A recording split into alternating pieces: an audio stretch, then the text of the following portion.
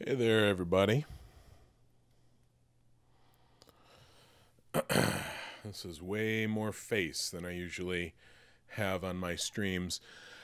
Uh, my name is Pat Rothfuss, and if you are here watching this now, I'm guessing you probably already know that. I am going to be doing a Q&A today about all manner of things. Let me pull up my chat window here. You know, we're definitely going to keep this chat spoiler free for book 3. And that's the way that I roll, right? I don't give away things that are coming up in the books. If I didn't care about that, I would publish like some shitty first draft if like for charity or something, you know, but no, I want you to get this book when it's really, really good. So, you know, if you're worried about spoilers for the first 2 books, you know, there's not much I can do because people will ask questions and I'll answer questions about the world or about whatever. And if you're like, oh, I didn't know that there was a character named Bass, I'm like, that's kind of on you, right? The one thing I might request is maybe in the chat for the people that don't care about spoilers for the published works, I'd like them to be able to view the chat and participate there. So how about this? Let us keep speculative things about, you know, like, ooh, I think this, or it turns out that Kvothe is really Kaiser Sose, or, you know, Bast could really see dead people all along, you know, like, let's keep that out of the chat. Because some people don't want to be exposed to it, and I want to be respectful of their being able to control their own experience and their own imagination as it relates to the upcoming books. Does that sound fair? It is fair. Let me just tell you, it's fair, and that's how we're going to do it. So please, you know, please come along with me on this. If Jeff is still here, he can bail. I think we're good. Bye, Jeff. Alternative facts about book 3, that's what you're saying? Yeah, no alternative facts about book 3 or speculative facts about book 3. Somebody here says you should narrate your books. Well, I have a surprise for you. Amanda's dancing in the background. The surprise that you might not know, I did actually do the audio narration for Slow Regard of Silent Things. It was tricky. That was an experience. It has given me an amazing respect for audiobook narrators. It is grueling work. But I did have a good time. And if you would have asked me in that first hour of recording, I would have said, oh God, don't listen to this. Please, everyone, please return this, you know, and try to get your money back. But after doing it for 2 days, I feel like I did a pretty okay job. I did probably a great job for a beginner. I probably did a thoroughly acceptable job compared to other professional narrators. There's a reason that these people are pros. You know, I would say maybe I'm like half a Gaiman. You know, Gaiman is an amazing narrator of his own work. And I'd be delighted if I was half as good as him. Okay. So, there has been, a question, you know, form that people can submit questions on set up in my blog for not quite 2 days now, and Amanda told me that at the beginning of today there had been roughly 1,000 questions submitted. Luckily, a lot of them were duplicates, so we'll be hitting the high points. We'll be giving some preference to questions about book 3, but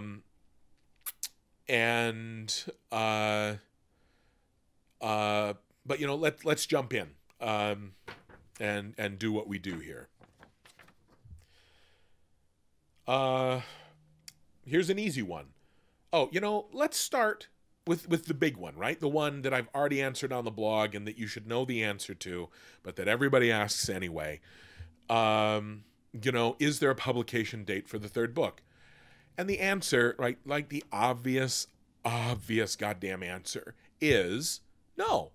Because if there was a publication date for book 3, I would have written like this ebullient, fucking glowing, excited blog about it, right? And I would have tweeted my joyous little heart out, and I would have shared that information with you guys so that you could be happy. Or if you're kind of a bitter, sick, twisted up individual, you could bitch that that release date wasn't soon enough for your particular liking. You know, but no, you know, I have not done those things. So, you know, that like there is no pub date for book 3, you know, believe me, I would share it if I had it. Will the same audiobook narrators be used in the US and the UK for book 3? Yes. If I have anything to say about it, they will. I know that that's a big thing. I hate it when audiobook narrators switch from volume to volume. When James Marsters couldn't be scheduled for Ghost Story in the Dresden Files books, I didn't even buy the audio for that, and I was so delighted when they brought that back.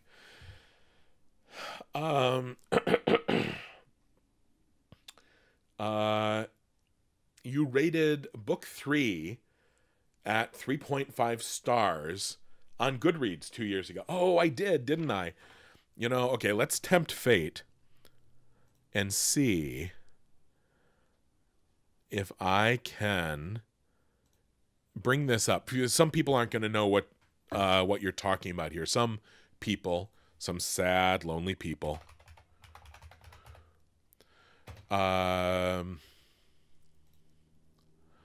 don't know what Goodreads is. So what I realized was happening, there it is a bunch of people were going in. I want to make sure I find it before I try dinking around with screen share. Yeah, here we go. Review from the author. See review. Now here's the dangerous bit, folks. Okay, keep your fingers crossed. Oh, no, it's okay. No, we can do it.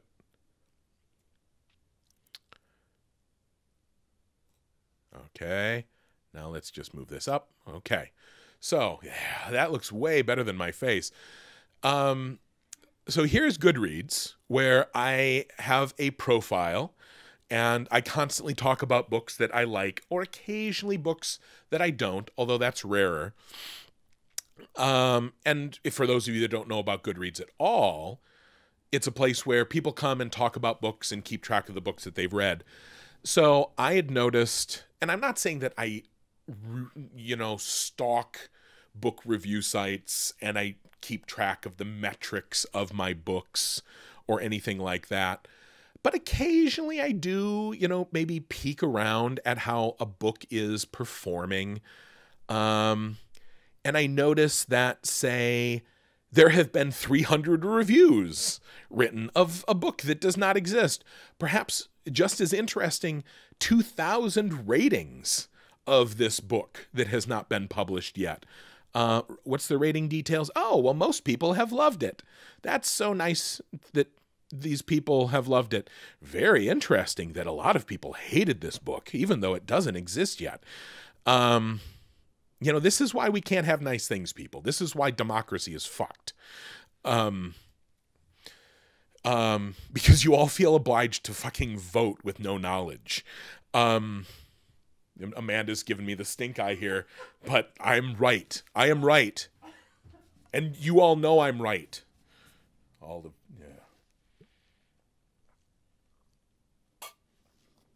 yeah. Amanda just gave her weariest sigh from the other room. Anyway, here's the point. I saw all these people talking about book 3 here. And so I came in here and I wrote kind of a funny review of the book where I said, the point obviously is that time travelers must love reading this book. And I said, if you're the Doctor, please consider me as a traveling companion. And, you know, it's a fun little review and people have passed it around. But in here, you know, I said, oh, it's so flattering that a lot of people rate this at 5 stars. Personally, right now, it's about 3.5. So the question that a lot of people have asked is, you rated book 3 at 3.5 stars on Goodreads 2 years ago. How would I rate it today? Okay, and let's turn this off. It's better. You know, it's better. The thing is, it's not a straight line. Boy, I don't want to look at my face. Let's minimize that window. This isn't a straight line. It's not like things get progressively better.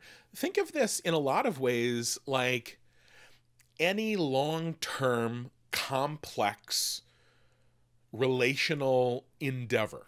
Like, for a lot of you, like, imagine any long-term relationship that you've been in. And it's not like you start off, you know, at this level of goodness, and then steadily things get better until you explode in orgasmic balls of energy, right? There's some bad phrasing there, but, you know, not everything functions in a straight line. As a matter of fact, a lot of you know that, like, sometimes you start a relationship and it's great, and you go like this, and then even though you're trying to fix it, it continues to get shittier and shittier until, like, it's over. But more realistically, these things, like, yay, oh, we love each other, oh, it's great, things are great, oh, no, now we're fighting and everything sucks. A lot of times this is what a revision process is like. You know, or at the very least, it's what my revision process is like. Sometimes over the course of a day, I will start working on the book and I'm like, okay, this chapter isn't working, and I'll pull out a scene or I'll move some things around and I'll reword some stuff, and then I put it down and I go have some lunch and I come back and I read it, and the book is worse. And I'm like, well, okay. And then I got to put everything back or try a third thing. You know, there's a reason it took me 14 years to get the first one published. And part of that is that I'm a perfectionist, and part of it is that back then I was doing it as a hobby. And part of it is the fact that I focus on my language a lot more than a lot of writers. But a big part of it is that, I don't know, I think that structurally I don't think about stories in a lot of traditional ways. And because of that, it keeps me from kind of like just doing like a 3-act structure or a 5-act structure or a, I don't know, there's ways that other authors think about story, and it's very easy for them. Yeah, I don't know. But anyway, so I do think the book is better now, but if you'd asked me that a couple of months ago, I might not have said, maybe it was only 3 stars in my head. Although truthfully, right now, honestly, the book is probably like at best 1.5 stars, because I dismantled a big piece of it and it's not put back together again. You know, I had taken apart a bunch of scenes so that I could rework them. And sort of like, if you look at a car and you're like, wow, that's an awesome, I don't know, what's a fancy car? Oh, what a bitchin' Camaro. But like the entire manifold has been like disassembled and it's sitting next to it. Is that like a 3-star car? You know, because it's cool, but it isn't working? Or is it a 1-star car because it doesn't go at all? Or is it a 5-star car because, like, when it's in the future, it's all put back together again, it'll be good? That's the problem with these star rating systems. They can be interpreted in so many ways.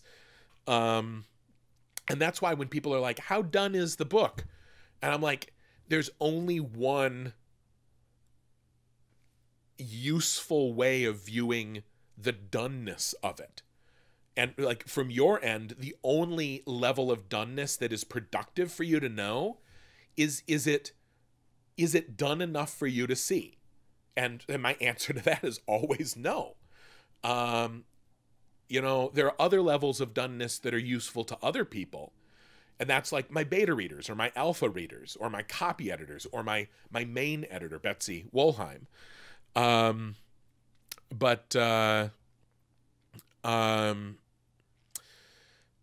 You know, but again, that's not for the majority of you. You know, there's progress being made. There are things being worked on, but in terms of doneness or goodness, it's a very fluid thing, and it's very ephemeral.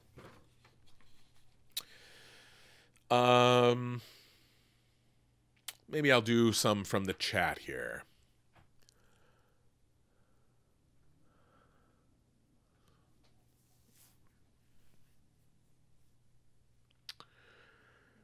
I am a huge Mabim Bam fan. Yeah, let's veer away from book 3 a little bit, and then we'll come back to book 3. Am I a Mabim Bam fan? That's my brother and me. I am. I'm a very recent convert. I'm a huge geek for the McElroys now, and I've listened to a ton of their podcasts recently, including The Adventure Zone, which so good. So good. You know, if you're at all interested in gaming or podcasts or humor, then yeah, check it out. And or being happy. It is a genuine source of delight. And now that I've listened through the entire archives, I have to wait 2 weeks in between episodes like you mortals, and it sucks.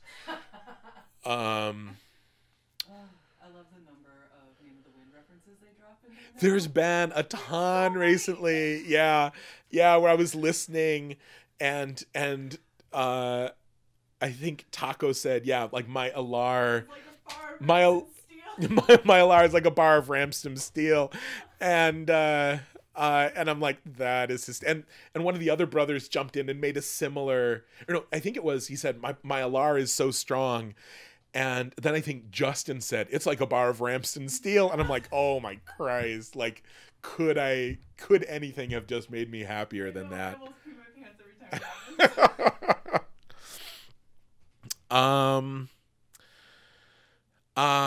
Here's an easy one.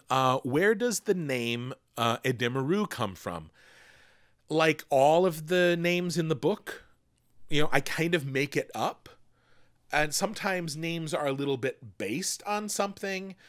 I have sort of like other languages sort of semi in existence, and sometimes, you know, I kind of blur them together or I borrow between languages because that's what happens linguistically in a real world. So, you know, like Tema and Temic are very closely related, but there is still like some crossover between other languages on a deeper level. But in terms of the simple answer, where does that name come from? It comes from my head. I make it up. Sorry, that's not a really satisfying answer. Can I give you a fun fact? Oh, no, how much? How much do you love Lin-Manuel Miranda? What is the scale with which one measures love? What's the standard unit of measurement for love, Amanda?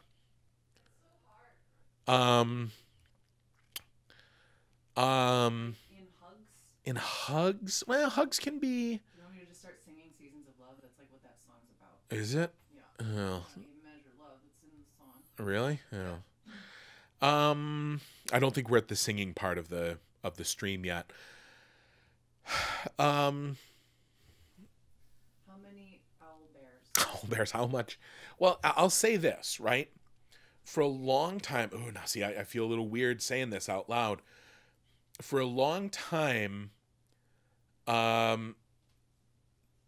you know, like my biggest creative crush was Neil Gaiman, you know, and it was to the point where even though I got to know him professionally and personally, and I've met him and talked with him, even through those interactions, it was hard for me to get over the fact that, like, I admired him so much that I just, like, could not fucking put it down in my head and just like be like, you're a guy, I'm a guy, we both do book shit. Like, let's just like, you know, just relax, Rothfuss. And I've met like a ton of cool people, like amazing people, amazing creators. And I'm able to just like interact with them like human beings. But for some reason, maybe it's like, you know, I imprinted on him early in my creative career. I read Neverwhere and it was amazing. And Sandman is the graphic novel that convinced me that, you know, that comics were like just a stupefyingly versatile medium for art, you know, and that the Sandman collected works is easily as good as anything that Shakespeare ever wrote, as complex and deep and varied and versatile and emotive and amazing. And so like, you know, so when you're carrying all that around and then you meet the person that did it, you know, and you know, let's be honest, he's got this amazing posh accent that sounds amazing to the American ear. And, right? He's pretty easy on the eyes as well. So he's the whole fucking package, right? Amazing creator and famous and charming and kind and accent and cute. And then you meet him and your fucking brain just shorts out. And so, and that's exactly what would happen. And as I've gotten to know him more and more, the amount of my brain that I've had to devote to like not freaking out has steadily gone down to where these days, you know, it's maybe around 45%. Which is still kind of a lot of my brain. And it means that I'm not at my best when I'm talking to him. But this has taken me a decade of interaction with Neil, who is lovely and never, like, don't think that he like fucking swans into the room wearing a sequin cape or something. He is a hell of a regular guy. This is all me. This is all internal. But I've never experienced that with anyone else other than Lynn. You know? Now, luckily, it's easier for me because I haven't been building this up for like 20 years of my life with Lynn. It seemed like you were going to be like, well... No, I wasn't. It was that I've got that for Hank, and I've talked to him plenty, and it's still like... And you know, Amanda just mentioned that, you know, she has that for Hank Green, even though like we've worked together on projects, you know, and she's talked to him. We've both been to NerdCon, you know, and helped do things at NerdCon. And the truth is, and I can't remember who said it, but it is a very true thing. Everyone is a geek for somebody, you know, and not just like you love their stuff. There's a couple people out there that you're going to be stupid for, you know, and sometimes that's in a relationship, you know, and it's like, oh, I'm all like stupid with love for you. And sometimes it's professional, or sometimes it's creative. And, yeah, it's a weird thing.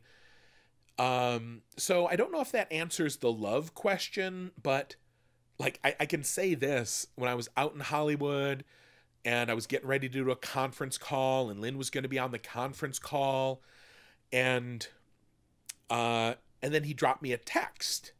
And so I was in the cab heading to the thing, and he dropped me a text, and I feel my phone buzz, and I look at it, and it says Lin-Manuel Miranda is texting you. And I feel like this flutter in my chest. I feel like hoo, you know, like I'm fucking 15 again, and I just saw that girl I have a crush on in chemistry class. You know, and so I'm torn between just wanting to enjoy it. You know, it's because it's kind of fun to be in love, but also trying to moderate it so that I can have a good working professional relationship with him. So yeah. How much do I love him? To all of the love, whatever the maximum quantity of love is, there's really, you know, there's no reason to not adore Lin-Manuel Miranda. Adoramus te. Let's go full Latin on it. Yeah, it's how much? Latin. That's the top of the scale. Okay, maybe let's pull.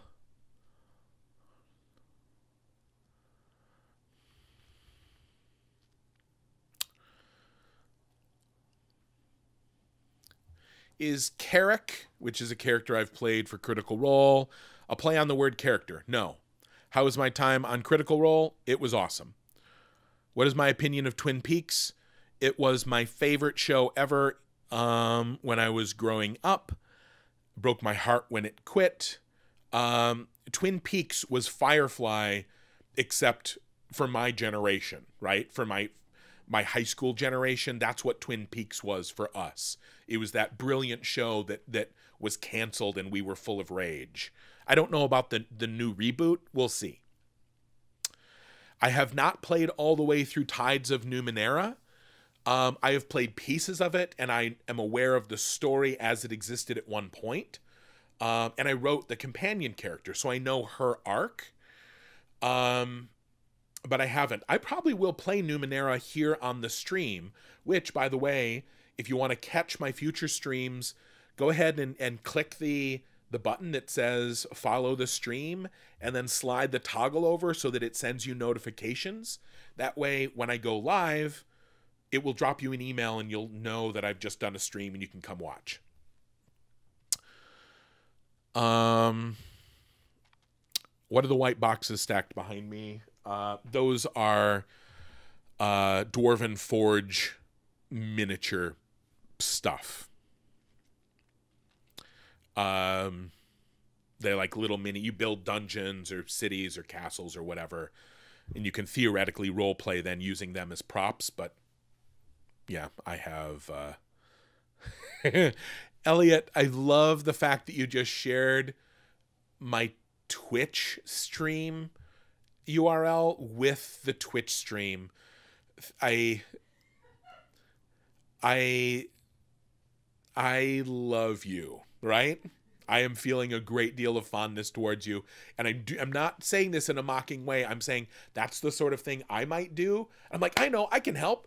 I can share the URL of where he, and then like afterwards you're like, oh, right, we're on that. Everyone who sees this is actually on that page. I have not read the Witcher series.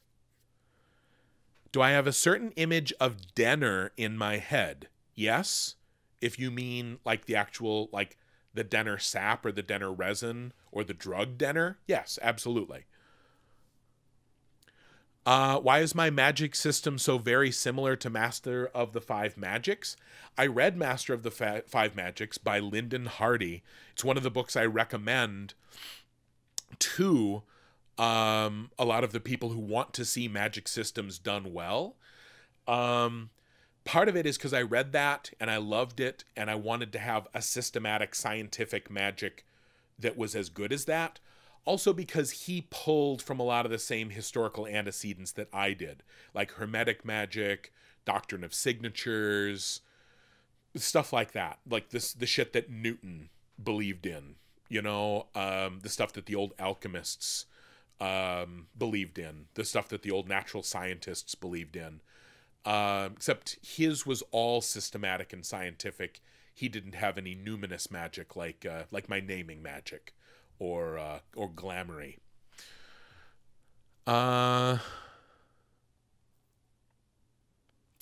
Here's a good one. Will book 3 be the last in the series?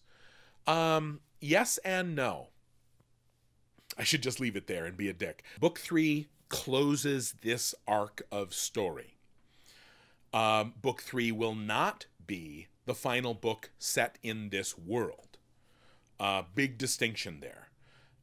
It always really broke my heart when like you read a book set in a world and you fall in love with the world and you fall in love with the characters, and then the author is like, well, see ya, Frank Herbert was notorious for this. You could tell that his true love was making these amazing, like, just fantastically divergent worlds, and he'd like write one book in it, and then he's like, and now I'm going to go over here. The one exception to that was Dune, where he wrote that first great book, and he walked away, and he's like, now I'm going to go over here. And they're like, how about we give you an actual like truck full of money to write another one? And he's like, well, and they're like, 2 trucks fulls. And so I'm like, fine, you know? And like, you can almost sense that, like, if you've read the Dune trilogy, not the trilogy, I think there's like 6 or 7 books, you kind of, you know, like he wrote the first one, then he wrote the second one, and then they're like, okay, now where's that third book? And he's like, fuck, no, Jesus, I want to do something else. And they're like, 18 trucks of money. And he's like, fine. He's like, it's 2,000 years later and everyone that you loved is dead. Like, that's how the book starts, you know? 2,000 years later, there's only one character that still remains. And like, they're, you know, spoiler alert, you know, like they're dramatically changed and everything is weird and blah, blah, blah, blah. So you do another one, then like the 4th book, it's like, fine, now it's 15,000 fucking years in the future, and the entire shape of the cosmos is different, and gravity doesn't work anymore. It's like, what do I have to do to get you people off my dick about Dune? That maybe I'm reading something into that, but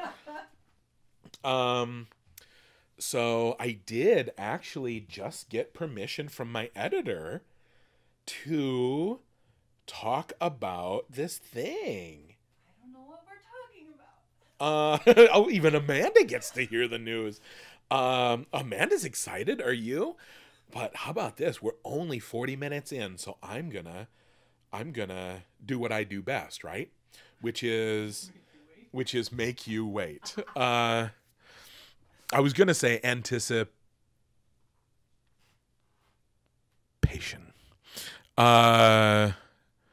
which is the Rocky Horror joke for the 18 of you out there that get that. Yeah, I suppose it is these days.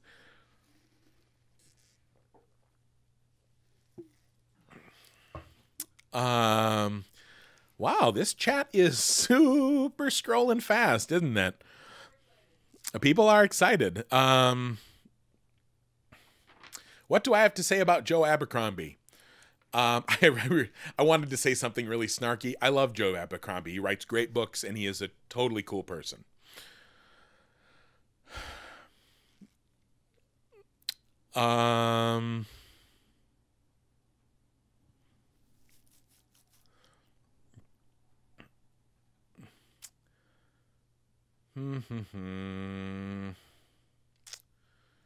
So yeah, let's go back to the list of many questions here. So there's a bunch of things here. Some people are like, will book 3 be one book, or will it be broken up into 2 books? We have volume 1, book 3, volume 2, book 3. And connected to that are, will you tie up all the loose ends in book 3? And then the other one is like, do you really think you'll finish it all in book 3? There's all kind of touching on the same subject.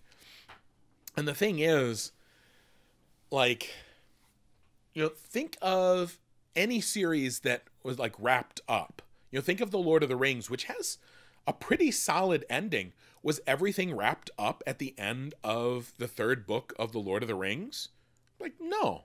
I mean, that's what happens in any sort of realistic world, in any sort of realistic story with realistic characters. Like, you know, because, I mean, there was some good closure in that book, but like, what happened, you know, with Aragorn, you know, and Minas Tirith, and like, now that he was back, and with him and his chickie, and what about Sam and his kids, you know, and what really happened at the Grey Havens? Like, did Frodo ever kind of like bounce back from that? Or what did Gandalf talk to Tom Bombadil about when he like veered off, you know, to get his advice at the end, you know, of Gandalf's story? It's like, there's a ton of unanswered questions.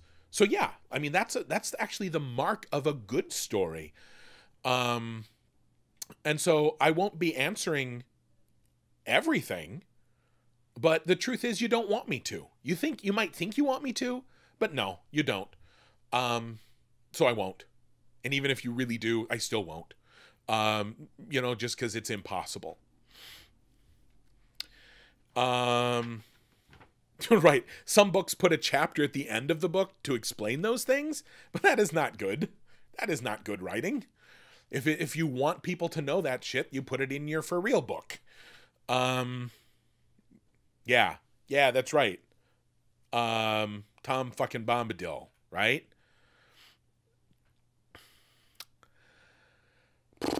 What is my biggest fear in releasing book 3? I don't really have a real big fear about releasing book 3. I'm really looking forward to releasing book 3.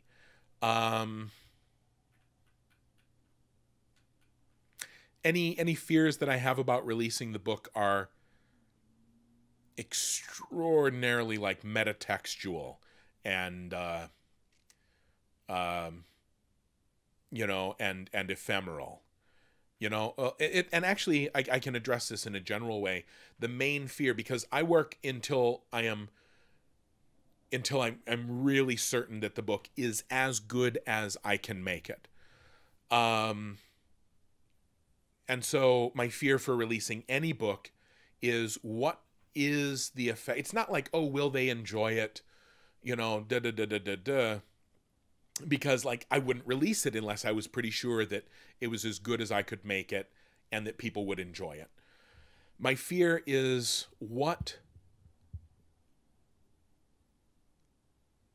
is the larger effects of my book on the world and on the minds of the people who take the time to consume it? Am I contributing in a positive way to the overall kind of collective consciousness of people in the world? I worry about that. I worry about that with everything that I produce and put into the world. And that's a big part of what makes it hard to write. It even makes it hard for me to blog these days, because there's some things I want to talk about. And I'm like, is talking about this helpful? Is it productive? And a lot of times I don't know if it is.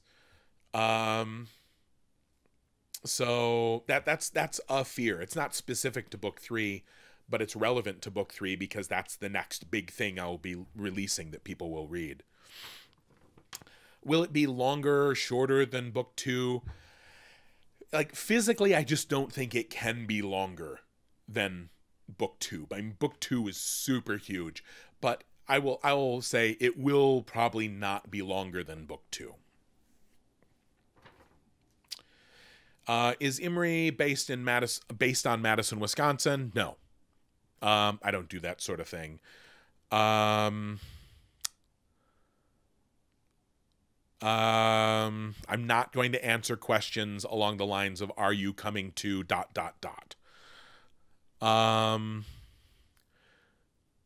Will there be LGBT plus in book 3?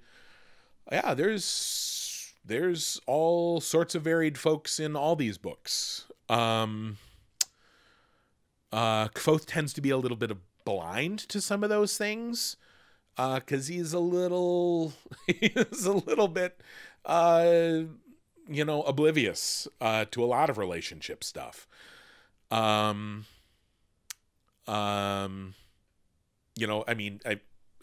This isn't a spoiler for the early books, but it's pretty obvious that like Diok and Stanchion are not just in a relationship together. They're also open. Like Diok, he is bi and poly, to use the parlance, right? Like, he owns the Aeolian with Stanchion, and is in a relationship with Stanchion, but also, he's very popular with the ladies. I just heard Hamilton in my head when I said that. Oh, now I'm going to have Hamilton in my head for the whole rest of this Q&A. Do I journal? No, I do not.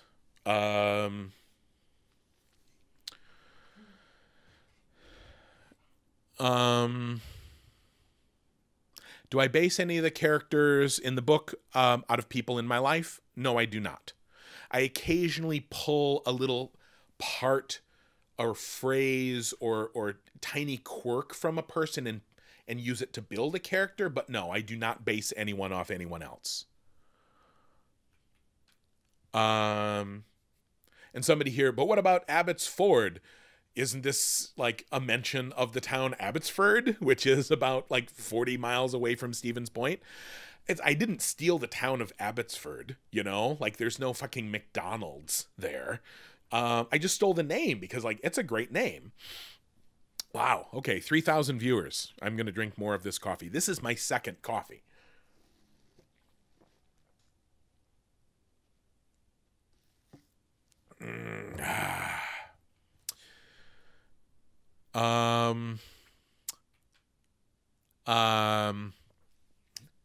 Somebody's like, Witcher, will you play it soon? I've been playing Witcher for like 100 hours during the charity. Haven't you seen it? That's what I do here on the stream recently. Most of those videos are now off of this Twitch channel, although there's a few lurking around in the library here. They're being released after being slightly cleaned up over on the YouTube channel, which I'm guessing somebody could share in the chat.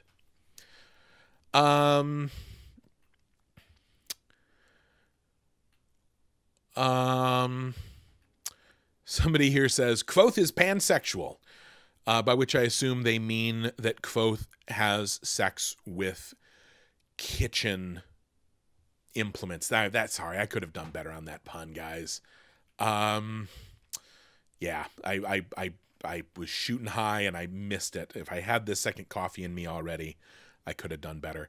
Will you learn more about Sim in Book 3? Now, this is about as close to a spoilery question that I would conceivably answer, because I'm not going to give anything away about what comes. But, you know, so let me phrase it this way. You can be pretty sure, right, that Kvothe will spend time in the university in Book 3. And he'll probably spend time with his friends in the university. And Sim is one of his best friends. And when Kvothe spends time with his friends, we learn things about them. So yes, I mean, you know that. You already know the answer to that, really, if you puzzle it out. But what you're asking is, like, do we really get some meatier stuff? It's like, well, yeah, I like to think, like, what's the point of having these characters if we don't learn more about them, like, all the time? Like, in between the first book and the second book, we learned a lot more about Devi. We learned a lot more about, I really hope, all of the characters, all of them.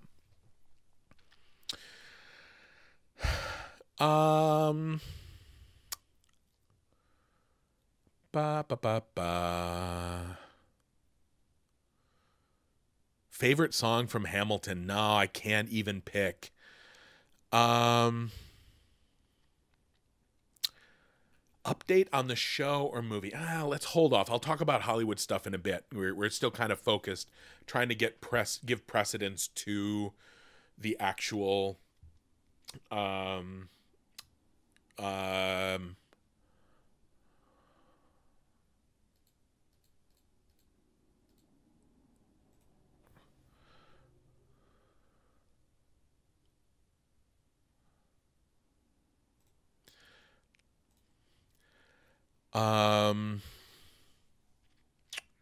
trying to give precedence to Book 3 questions right now. Oh, somebody here mentioned, do you know that anso is a medicine for the anus? So that person is Spanish. And what they're referring to is, I'm pretty sure Jackus might not be Ambrose's last name in the Spanish edition of the book because it doesn't look right. Or maybe it's that Ambrose isn't his first name. I'm forgetting this, but so what effectively, I'm pretty sure one of it's in relationship to Ambrose, but one of the Spanish translators, one of my very amazing, best, favoritist translators, Yema, asked me, and they're like, this name doesn't work well in Spanish. What, and usually that's because that name means something in the original language, so it's going to be hugely distracting.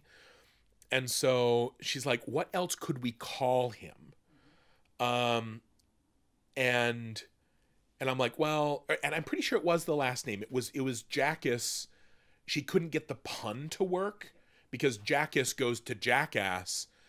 And she's like, could we make it Anso? And there's a good pun with this word in Spanish. And also it'll look really incriminating to the average Spanish reader because it's a hemorrhoid medicine. And I'm like, done, absolutely done.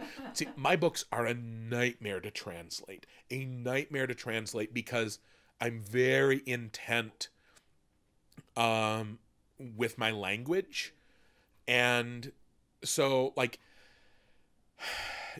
imagine the Felurian chapter in Wise Man's Fear, where like all of their dialogue is like, if I do say so myself, perfectly fucking metered. It is rhymed and metered flawlessly because I sweat fucking blood into it. But like, how do you translate that while keeping the content into a whole different language that rhymes in whole different ways? Or like all of these little secrets that I bury through everything.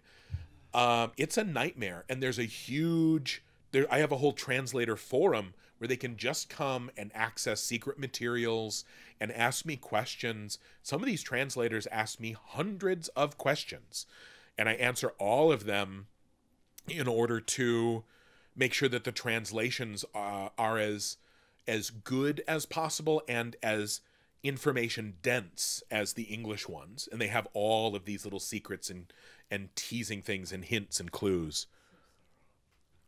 How many places will be in book 3 that have never been seen before? Many, more than 3.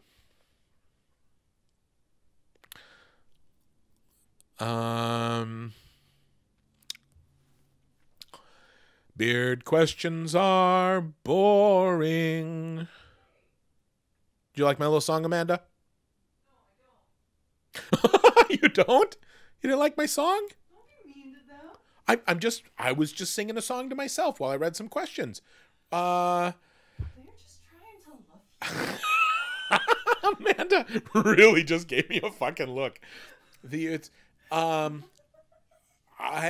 you like my, okay, here's the thing. Any of you out there, like those of you that are tall, right? You know how it gets boring when everyone's like, holy shit, tall, right? It gets boring, right? Or if you have any distinguishing physical characteristic, or if you have a notable accent or anything like that. So it's like, and here's the thing, I get it, because sometimes, like when I travel to fucking Portland, I see a guy and I'm like, holy shit, look at that beard. And it like flashes up in your, I'm like, wow, you can hide a chicken in that beard. But because I myself have a very notable physical characteristic, and I know what it's like to have like that be everyone's opener, I always try to think, what can I say to this person that has never been said before? That is also hopefully not a dick move, right? And that's the tricky thing. It's so hard to say. I don't really hold it against anyone. I certainly don't hold it against you to like look at me and go, holy shit, beard, because yeah, I've got a bigger beard than most people. But like, please be aware that like I get this beard from being lazy. It's like, Amanda, yeah. How many minutes a day do I spend grooming my beard? Negative minutes. How many minutes a day do you think I spend actively pondering my beard? Negative. Like there is no lower tier on the ladder of thinking about your physical appearance than I, and like effort put into physical appearance than I have. Unless like there's maybe like two, but if you take those two steps, like I would literally be like a shit smeared feral fucking hobo in the woods, like just eating raw meat. Truthiest of truth. But you know, like again, the thing is, if you're just swinging in, and you're right, I don't mean to, you know, and that's why I sung it as a fun little song. It's, you know, if you've never followed me on social media or been on one of these chats, if you watch a bunch of these chats and you see like, oh, okay, there's been 20 questions about the beard. You're like, oh, I bet you that he gets that all the time. Yeah, I do. But please also be aware that everyone has some of these things that they get all the time. You know, and I'm also very aware that a lot of people's are worse than mine, you know, like,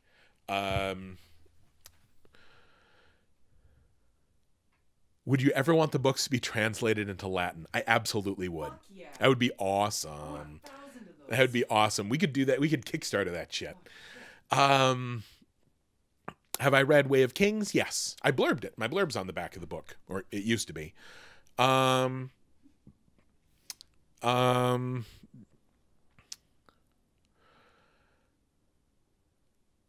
What is my thoughts on the video game Inside? Did you play Inside? That's the one Max recommended on the... Oh, is that... Don't do that one. That's the one you got really angry. Yeah, I didn't understand Inside was the title. Yeah, I played Inside. I'm not really in the mood for like a child murder simulator at this point in my life. So no, like I would say official thumbs down to Inside. I appreciated the craft they brought to the game and their execution was great.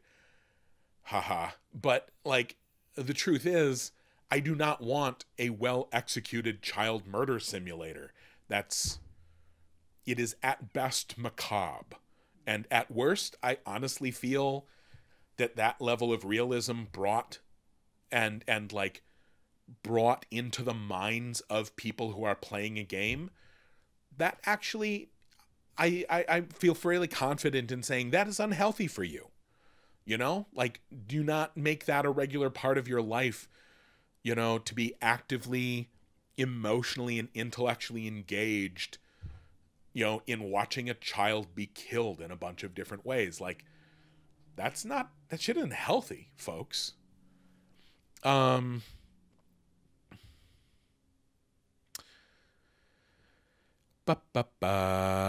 Amanda is not my wife.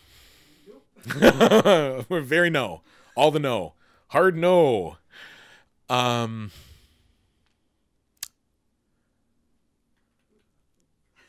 What? The way the chat scrolls when they see that you're looking at the chat again. Suddenly it's like, I can just make my I suppose probably people are, I only get one every 2 minutes. You're gonna be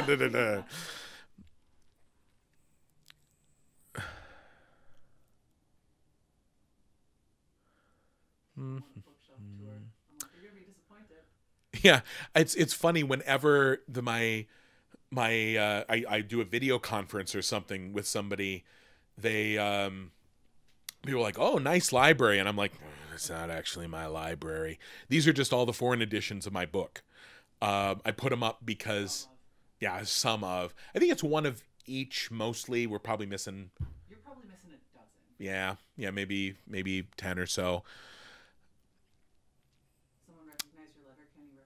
Oh, thank you. I'm so glad somebody, I tried to get a little bit of the accent in there.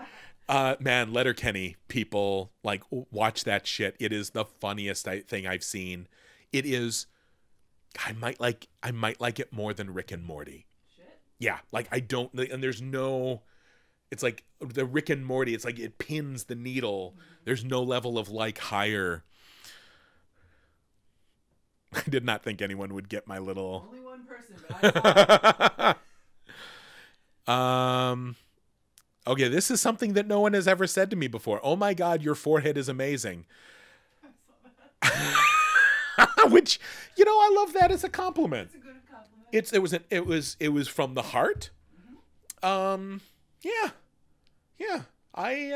Thank you. I actually can accept that compliment. I want to look at myself now in the stream. I have a pretty good forehead, Mm-hmm. It accents your eyebrows nicely. Yeah, I've got some serious fucking burgeoning Gandalf eyebrows. When I was a kid and I read The Hobbit and it described Gandalf, he had his big beard, he had his hat, Mm-hmm. he had his staff, and he said he had his eyebrows stuck out farther than the brim of his hat. It actually says that pretty sure it's in The Hobbit. And I read that and I'm like, how cool would that be? And so apparently like that yearning kicked off like a long-term biological process that now is coming to fruition. Okay, I gotta stop looking at myself. Will there be more Fela? I feel like I've addressed that when I talked about Sim. Will I do writing excuses again? Sure, if they invite me. Everyone's saying, yeah, I'd love a Latin edition. Donuts or bagels? Man, fucking donuts. Donuts every day. Bagels. Over donut? Yeah, 100%. I am not a sweets person. I feel like suck it. I feel like I don't even know you. Oh, I'm so far behind in the chat. Sorry, everyone. I'm just sorry, everyone. I just skipped over too.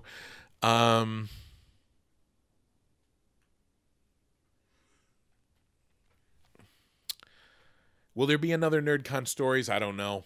Hopefully, maybe. Laniel Young Again story updates. There will be a book eventually, but I've had to shelve that project to focus on book 3. I'm not going to acknowledge your look.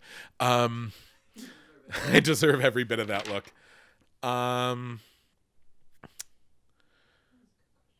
What was a good question?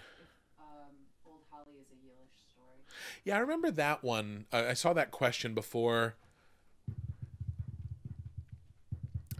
That was an interesting story that only...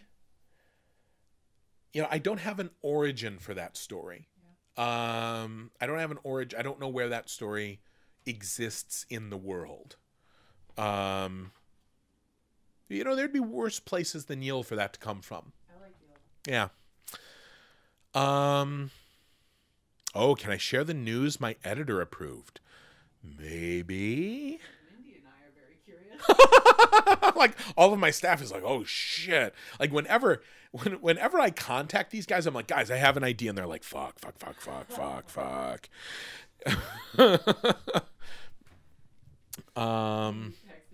What is the news? I was like, I don't know. Oh, actually, what we should do is, since we're kind of at the hour here, and we have a lot of people who have showed up since we just started, help me remember sort of the ground rules again. Everyone, please be polite to each other. We're also trying to keep the chat clear of speculation about book 3 and like spoilery questions, not from the first 2 books, but like if you feel like you've teased out some sort of secret thing, or you have like your own pet theory or whatever. First off, I'm not going to answer those questions, and second off, by injecting them into the chat, you can damage other people's choices in terms of how they want to enjoy the book. So please do not do that. And my moderators will probably not ban you unless you're trying to do it repeatedly, but they will give you a little timeout. Okay. Like pedagogically, that's very sign. It's like, you did a bad thing. We don't hate you, but we're going to time you out so that you can take a moment and think about what you did. What else were the ground rules here? I'm not going to answer spoilery questions. I mean, it was basically like, don't be a dick. Don't be a dick. Don't spam the chat. Yeah. It's in slow mode, so you can't, but yeah. be careful. Um,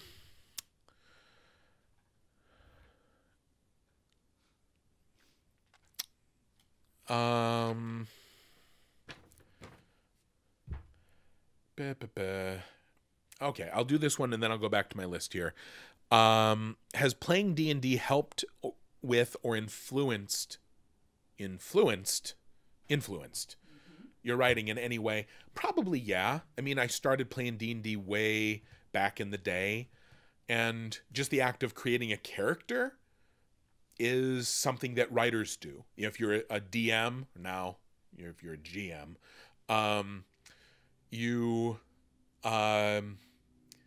you're creating a kind of a story within which other people can move, you know, and that's a thing that writers do. So yeah, I think that's a reason that there are so many more aspiring fantasy and sci-fi authors than, say, mystery authors.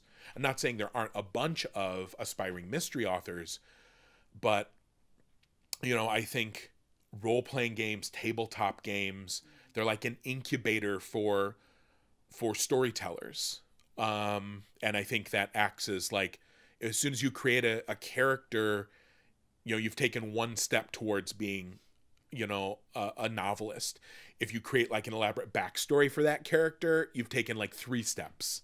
You know, as soon as you try being a GM once, you've taken another like 6 steps.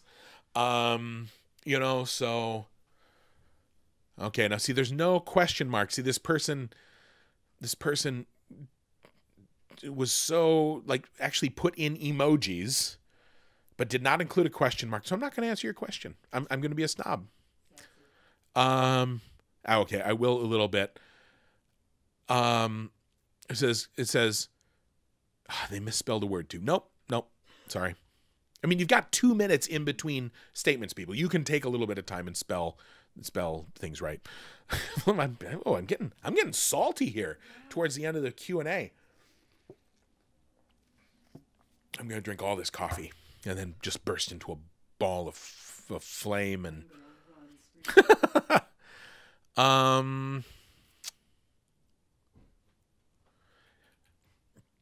will I have any input sway for the casting of the TV show or movie? Maybe a little bit, but probably only a very little bit. Now,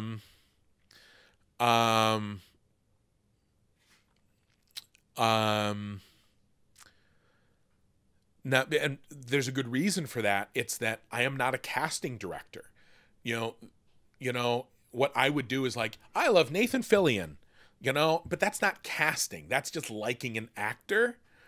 You know, that's not how it should work. I am very much involved in the production of the movie and the TV. I've been out in LA twice this month to sit in on writers' rooms and talk with people and meet with people and talk with people and meet with people and do a bunch of that. And it actually, you know, it's actually been fun. Like, I kind of was fearing this process, and I've been very much enjoying it. So I know it won't always be this fun, because I'll probably, you know, there'll be times when I'm disappointed or I have to give ground, but it's been delightful so far. Do I have a list of books that I would recommend to read? Yes. And I bet you somebody could share you a link to my Goodreads profile where I talk about all those things extensively. What are those penguin bear stuffed animals on my shelf? There's owl bears. There's also the Dracus. Oh, look at him. My favorite. Look at the Dracus, the plushy Dracus that we made for charity. He cracks me up. Okay, I'm going to read some more of these questions here. Oh, yeah, and so actually that the casting question for the movie was on here as well, followed up by, do I have a dream cast?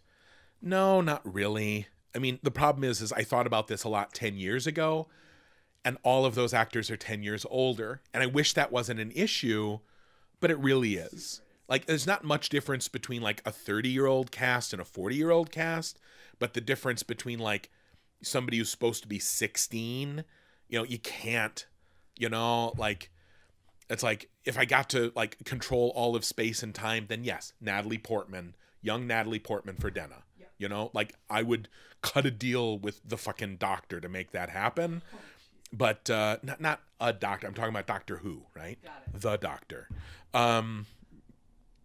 That would be super creepy. Thank you for having me clarify that. Like, Yeah. That's weird. don't do that. Don't say that you want to, like, genetically reconstruct Natalie Portman.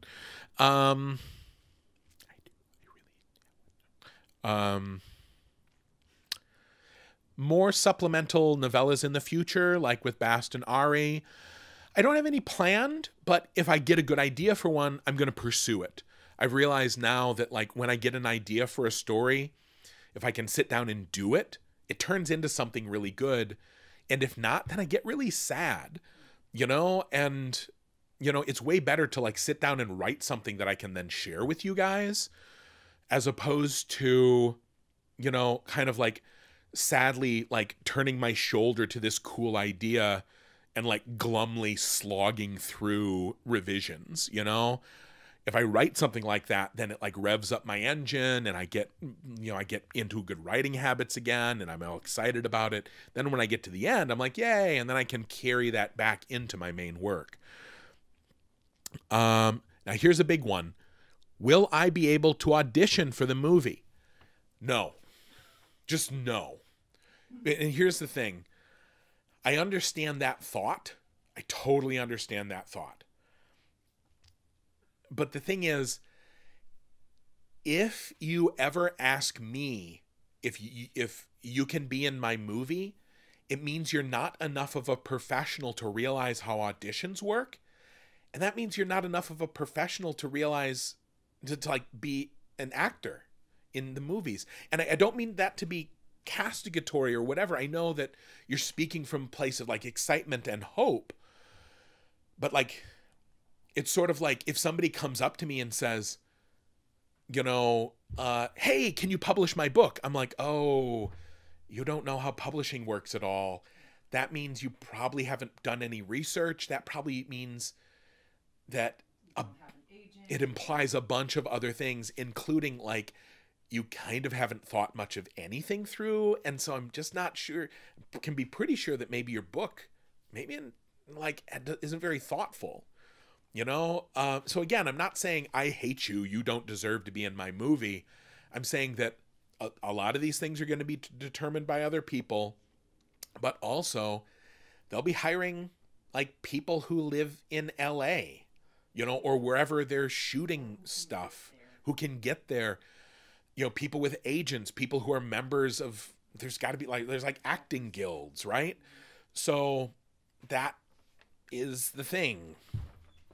Am I going to be in the movie? Oh, yeah. Like, absolutely. I don't know. No, Amanda was just pissed at me. No. I'm not mad at you. We're just like, if you get to be, I get to be. Well, it's my fucking book. No, that was a joke anyway. You know, maybe I might cameo in a little bit. They might put me in the background scene or something.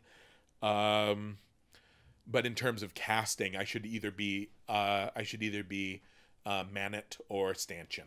Probably, yeah. Yeah.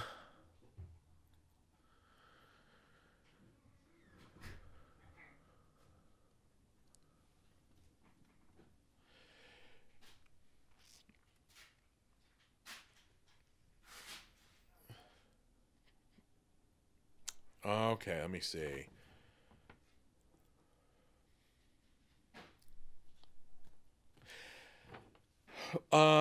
What's it like working on book 3 versus the other books? It's easier than book 2, because with book 2, I was a mess because I'd had one huge success, like a disproportionate, freakish amounts of success. And I did not know if I could live up to it. Now that I've had 2 successful books, that pressure is off, but there's a different sort of pressure because now I have to make sure that I close off the entire series. Oh, I can totally share. This is a cool thing. This is not the news I was going to share before, but I totally can share it. I'm going to switch over here so I can see what I'm streaming. Here is something that we've been working on for a while. This is Caesura. We've been working with the folks that do the replica weapons for George Martin to make a sword. And this is what he brings back from a Temerant. And it is beautiful. If you can see the hilt here, it's just gorgeous. I had them do me a scabbard as well. So that's one of a kind. Yes, this is the prototype. And so how can I show you the sword here? How can I get it all in frame? There we go. It's beautiful. It turned out so nice. And it feels delightful in the hand. Like, I want to wreck somebody's day with this. Like, cut something. I'm going to cut a bitch. So, like, really think twice before ever. Like, oh, I dug up on the internet where Pat Rothfuss lives. I know he writes late at night. I'll stop by his house.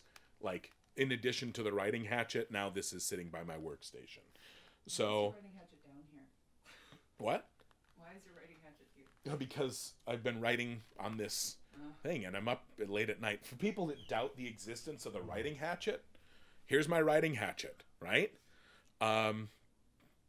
Because sometimes if you're writing late at night and you're full of caffeine and it's 3 a.m. and you hear a noise and you start to think about what the fuck was that, then I have a cricket bat for that at home. Yeah, I'm less likely to murder somebody by accident that way.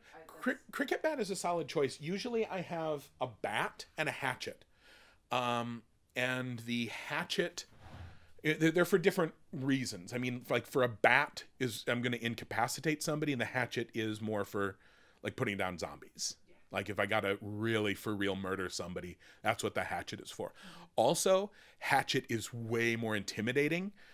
You know, you see somebody coming after you, like just standing there with a hatchet, that's going to change a lot of people's minds. Yeah. People wanted to hear the difference in pronunciation for the 2 names of the Caesura. Yeah, Caesura. Mm-hmm. And then there's, I'm pretty sure it's called Caesura, that break in the line of poetry in like Norse poetry. That sword will be going up for pre-order soon. I'll tweet it. You know, if you want to do that, if you're curious as to when. No, I would not support the use of a writing gun. I'm not that sort of person. I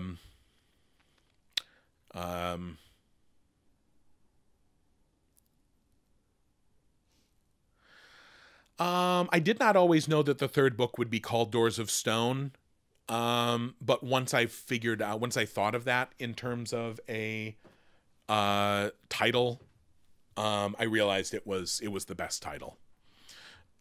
Betsy wasn't convinced at first, and I actually agreed to like not talk about it in public, but it was already out in a few places, and so people kept sharing it around, and so now it has sort of by popular consensus become the de facto title of the book, and Betsy is comfortable with it now. Is there still a chance that could change? It would be, she's sort of bowed to the fact that if we call it anything else, like people won't recognize it as the 3rd book. And that was years ago where we kind of, you know, I said, I didn't do it. I haven't been calling it this in interviews, but it was out there before. And,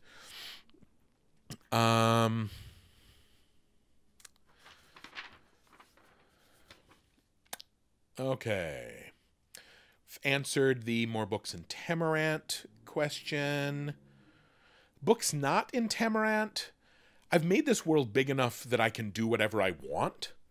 So, you know, there is an idea for an urban fantasy that I had, but that's so far down the road.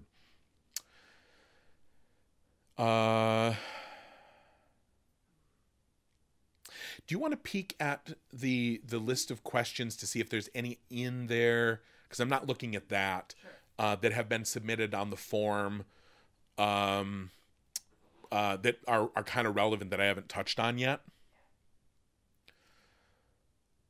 How much do you think Lin-Manuel Miranda will contribute to the music of the movies or TV series?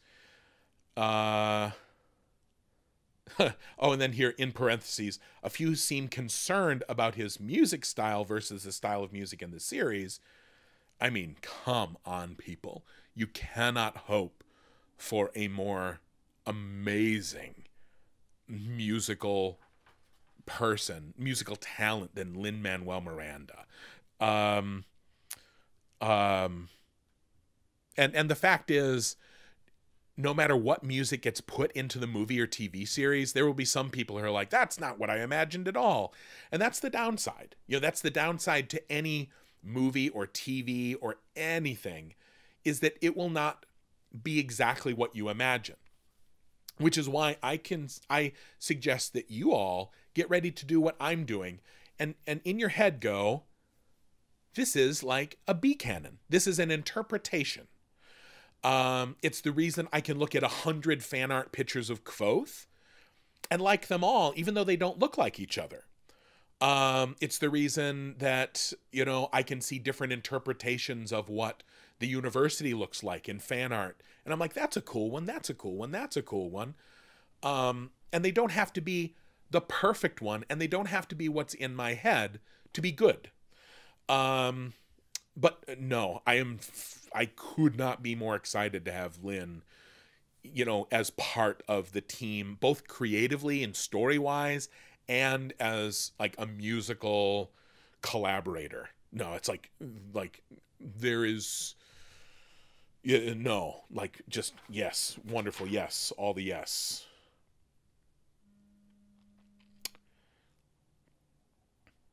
Oh, and how much do I think he will contribute? Like, as much as he wants, right? I literally told him, I said, there is no degree to which you could participate in this project that would be too much for me. You know, I said, please come in to the fullest extent of your, you know, desire, you know, and be a part of this. When did I first start writing Name of the Wind? 1994. Have my vision of characters or places in the books changed as a result of seeing fan art? No.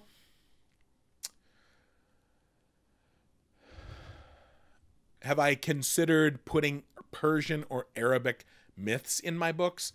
No, for the same reason that I don't put French or Germanic myths into my books. I just put myths into my books.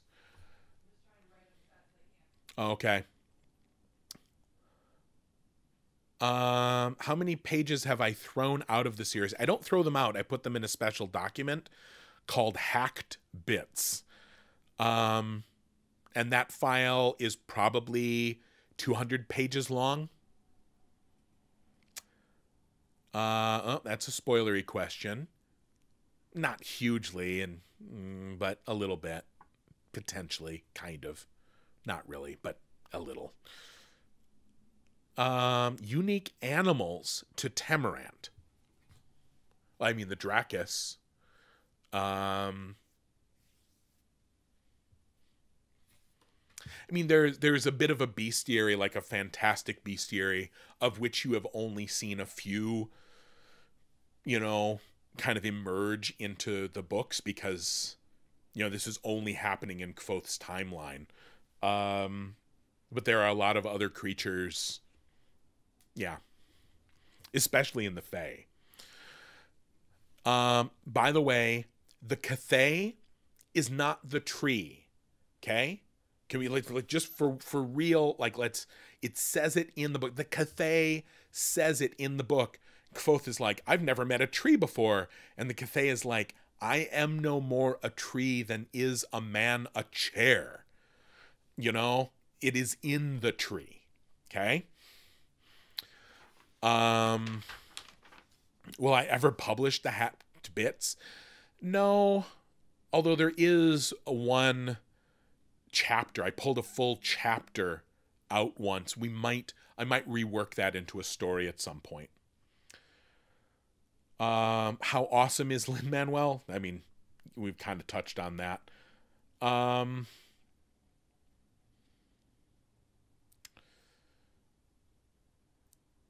Has growing up, having children, maturing, I don't know if I've matured, affected my writing style and my themes and ideas? No, not much. It probably would be different if I'd been published when I was 20, because like between 20 and 25, you do a lot of maturing, like you have a lot of changing in your life. But, I got published, in my 30s. A lot of my personality had settled out by that point, and I'd already been working on the book for a huge amount of time. So,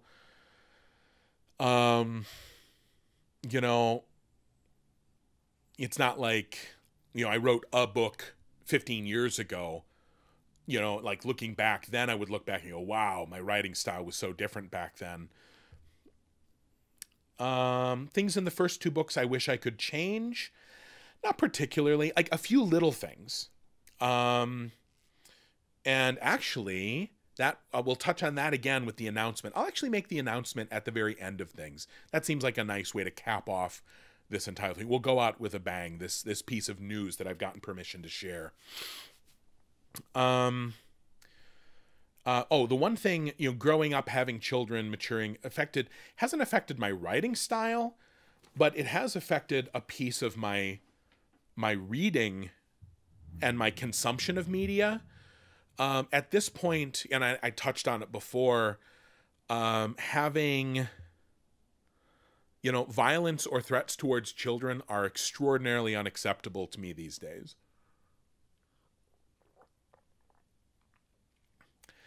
I was never, like,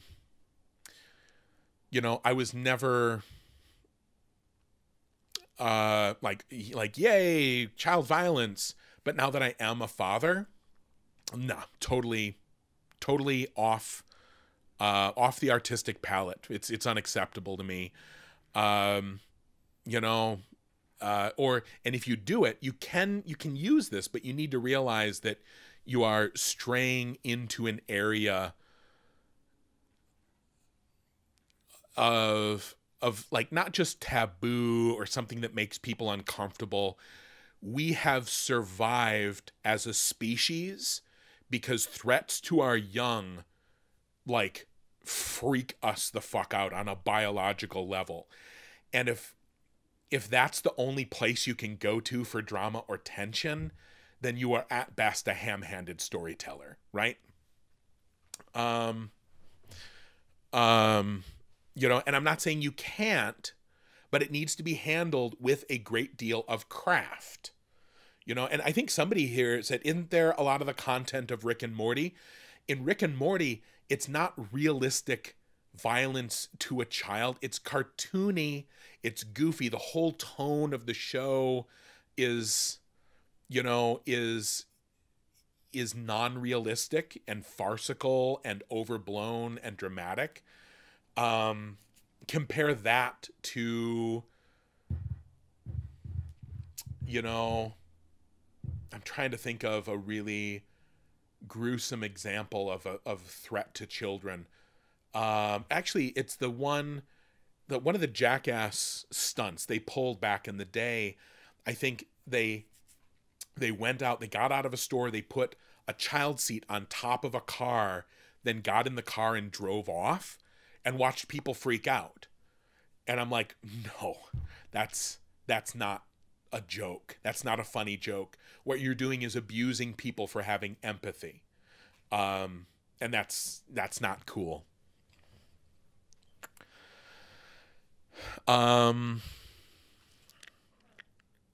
Oh, and by the way, somebody's like, "Oh, are you making fun of so and so?" No, I'm not. I'm not subtweeting anyone or I'm not talking shit secretly about somebody. I'm saying that, I mean, honestly, and in a lot of Neil Gaiman's stories, there is a child in danger, like Graveyard Book. And if you want to see a great example of it done well, that opening chapter to Graveyard Book, it walks the line. I mean, there is a toddler in danger of being killed, And it's like, and I'm like, oh, I read it before I had kids, then I read it afterwards, and it brushed up against, like, I'm like, ooh, what? Okay, but at no point was it gratuitous, you know, or abusive of my emotions.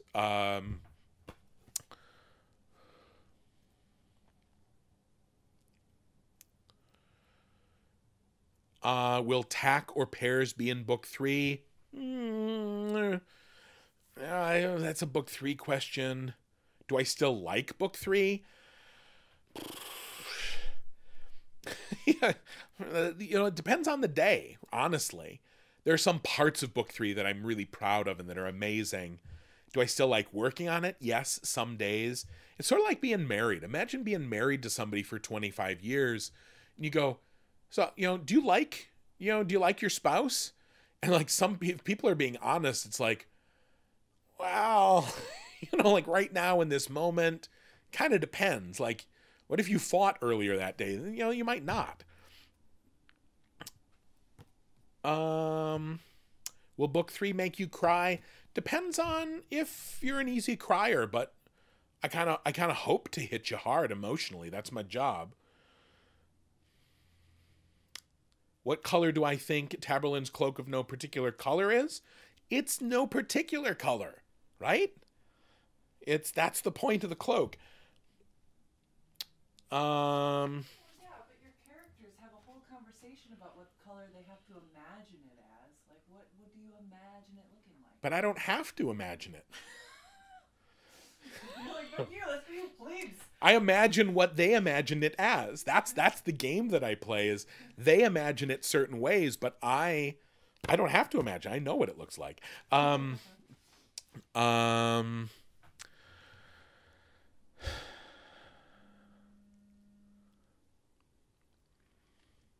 and somebody here said you don't have to like something to love it. That's a very true thing.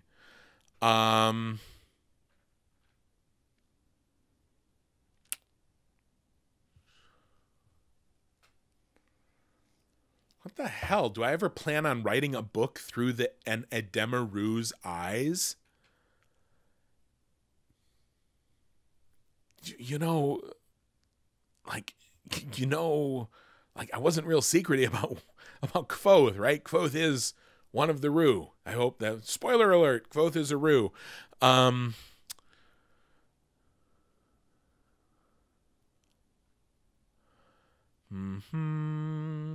I have not read Neil Gaiman's Norse mythology yet.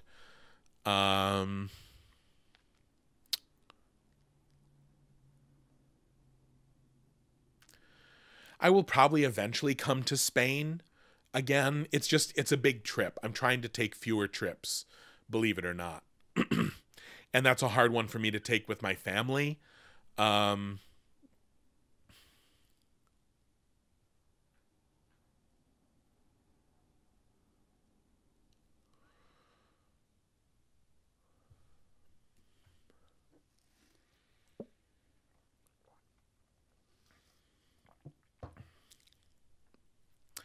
How will the books be divided into the TV show and movies? That's a great question that I cannot publicly discuss. Oh no, somebody had that. It was a spoiler. I've been to Madrid. I went to Madrid and did a signing. That's where 2,000 people showed up.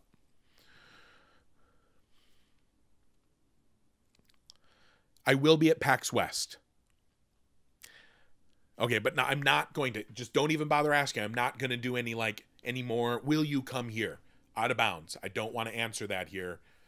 If you're curious about where I am going, hit my website. You know, there's a tour page. Follow me on Facebook. I post events there. Can somebody post up a link to my tour page, a link to my Facebook fan page? That's where you go to get that information.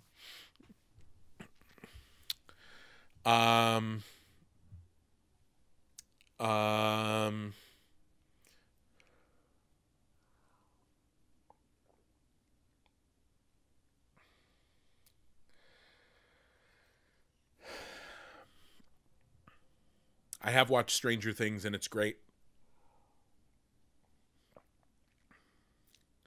I've thought about running for public office, but it takes time to do well. I would like to bring Storyboard back, but it would be very time intensive.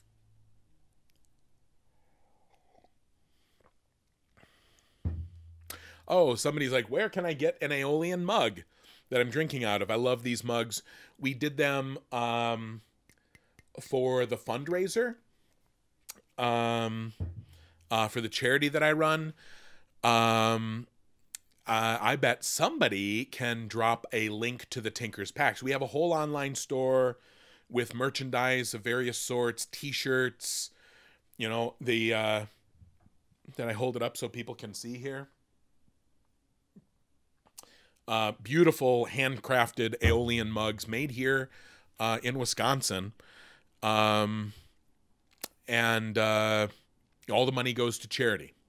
We also have other authors and artists in the Tinker's PAX because I'm trying to help provide those creators with additional revenue streams. I mean, times are tough for some folks, and most authors and creators want to spend their time working on their art and spending time with their families rather than like packaging stuff in their living room. So I'm trying to provide that as a service for the community, make them some money, and keep my people busy because I'm already running this online store for charity. Have you thought about life after book 3? What will you do? I'll probably just try to relax for a while. Like, I will try to not feel like I have something bearing down on me like an angry train, and catch up on time with my kids. I've really been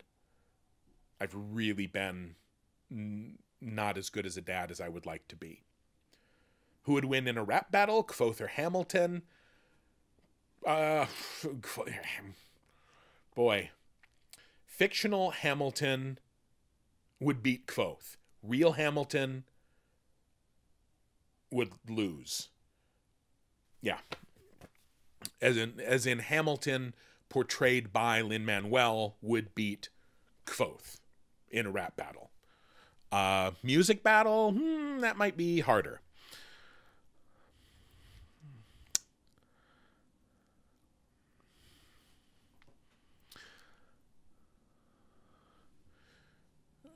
Would I? Oh, that's a good question. Would you speak with the Cthaeh if you had the chance, or would you avoid it completely? That's a really good question. Knowing what I know,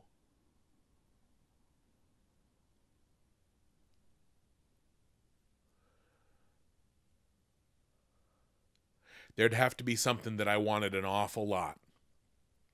There's nothing in my life right now that I want. That's not true.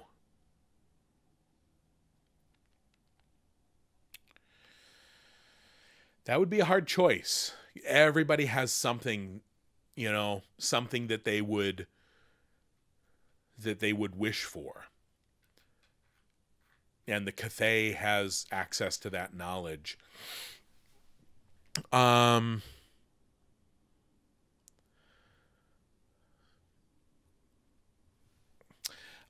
naming magic is not based on Tales of Earthsea. It's just that Ursula K, LeGuin, and I were drawing from similar mythologies. Her naming magic is actually very systematic. Mine is more ephemeral and numinous. I do not really drink much, let alone whiskey. I make a lot of jokes about drinking, especially when I'm at cons, but I don't, as a rule, very much. Although I do now more than I used to back 10 years ago.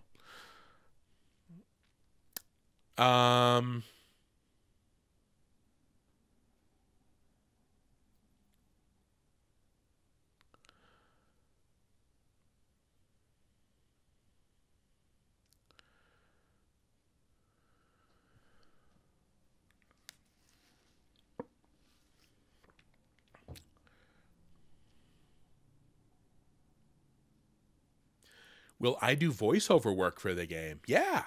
Shit, yeah, I would. Hold on. Voice of Grog? Is that actually the voice of Grog? Or is that just somebody with a clever Critical Role inspired title?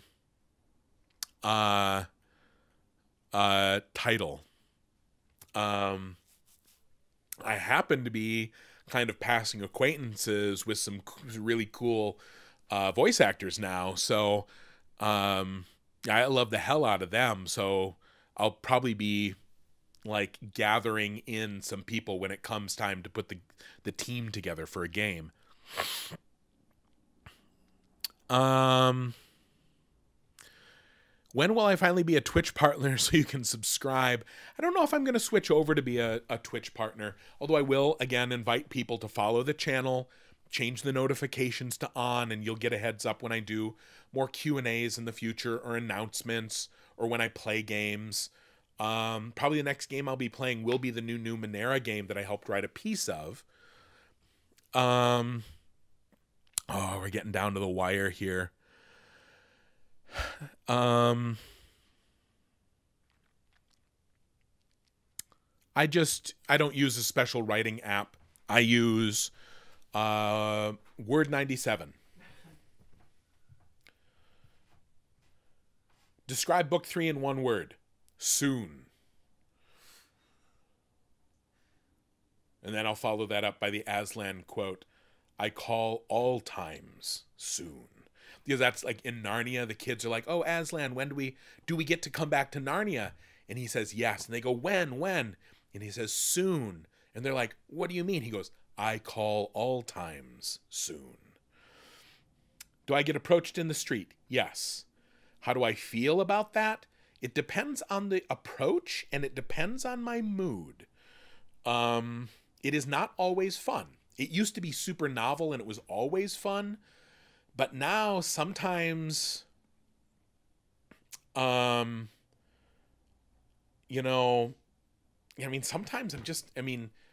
trying to get home. I'm trying to go to lunch. I'm trying to make it to a panel at a con, or I want to get home to see my babies, or I'm just thinking about some shit. I feel like I've wanted to write a blog for a long time. It's like how to tell if, like, when to approach somebody, like when it's cool to talk to somebody, but there's no easy rules. You got to kind of read the situation. I feel bad. I was rude to somebody at this last con. I got a call, I called somebody after a panel and then I walked away and I was on the phone. I was talking to him and somebody came up to me, and I kind of saw him like this, but I'm talking on the phone. And they came up and they kind of circled around and I'm like, but I'm on the phone to my dad. Like my dad was sick and I was trying to help him troubleshoot this problem. And then he comes up to me and I look up and he's like, and I'm like, I am on the fucking phone, and I realized that you feel like this might be your one chance to say a quick word to me. But like when I am on the fucking phone, no, I can officially say don't, right? Now if it's your friend, sure you can, or your girlfriend or your family member, you can tap them on the shoulder and like, maybe interrupt them during a phone call, but no, like this is not your moment. And it was especially bad right there because my dad was sick and I was trying to help him out. But like, no matter what I was doing on the phone, that's out of bounds, when I am eating, out of bounds, just use your good sense. But now that said, I know what it's like because like if I was walking through Comic-Con and I saw Joss Whedon and he was grabbing a quick minute and having his burrito, I would be super fucking tempted, but I would not.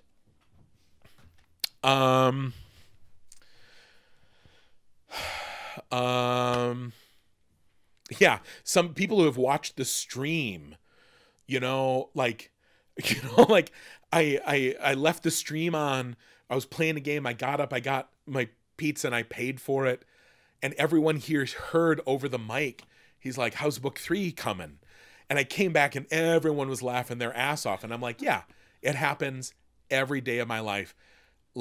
Yesterday on Twitter, I said, hey guys, I'm thinking about doing an official pronunciation guide. What are the names you want? You know? And fully 10% of the responses were, show us how to pronounce all of book 3, or quit fucking around and do book 3, or book 3, book 3, book 3. And you know what was super interesting? I took screen caps of all of them. Every one of them, except for one, was a white dude. I've been asked at the grocery store. You have? I have. People in town now know I work for you and go, so when's book 3 coming out? I'm like, motherfucker. Yeah. Okay. Wow, we're at 3,500 people. Now can I answer the question with my sword? You guys gotta work on your phrasing. Like, I don't understand what some of your fucking sentences mean. I think they're talking about the news you've been holding back. Yeah, but he's like, you answer the question with your sword. That I don't. There's not even a question mark at the end of it. Threatening people for asking. I don't know. Yeah, I don't know. Answer the question. Oh, yeah. See. The audiobooks tend to be pretty accurate, although I have not listened to them because I just can't. It drives me fucking nuts. I can't. Have you ever heard a recording of your own voice and you hate listening to it? It's like that times 1,000, because I've read this book in my head so many times. I know how everything absolutely is cadenced and whatever.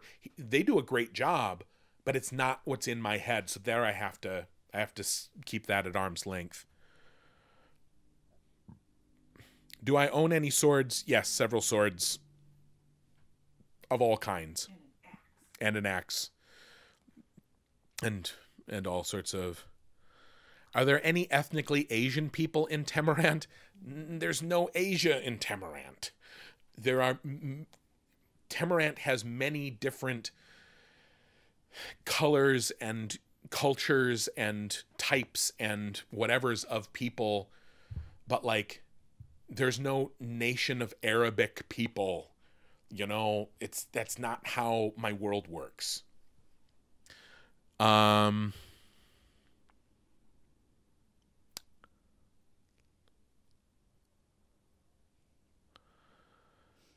So, man, I would actually go a little bit longer considering how well this is going and how much I'm actually having a great deal of fun. Just so you know, like, sometimes if I get a little snarky or salty, it doesn't mean that I'm not having a good time. It means that I am having a good time, and I feel comfortable enough with y'all to show love to you the way that I show love to my close circle of friends. Like, you don't make fun of strangers. That's a dick move. You make fun of your friends, you know? Like, I don't know if that's how it works for you, but it's always the way that it's worked for me.